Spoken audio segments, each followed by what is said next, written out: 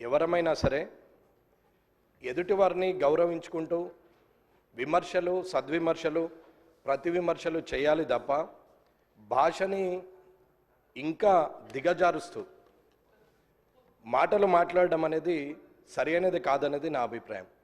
కొత్తగా వచ్చిన నాలాంటి వారు 57 మంది ఈ అసెంబ్లీలో ఉన్నారు. మిమ్మల్ని చూసి మేము నేర్చుకోవాలి, కానీ మీరు మాట్లాడే భాష ద్వారా ఇంకొక 4 పదాలు కలిపి దిగజారిపోయే భాషను మాట్లాడేంతటి మాటలు మాట్లాడడం బాగుండదని అనుకుంటున్నాను. ఒకరు మూర్ఖులైతే ఇంకొకరు వారికి సద్విమర్శ చేసి సరైన మార్గంలో పెట్టాలి తప్ప, ఒకరు అన్నారు కదా నేను ఇంకొక 2-3 మాటలు ఎక్కువ మాట్లాడితే నాకు ప్రజల్లో మంచి పేరు వస్తుందని అనుకుంటున్నారు తప్ప అది బాగులేదు.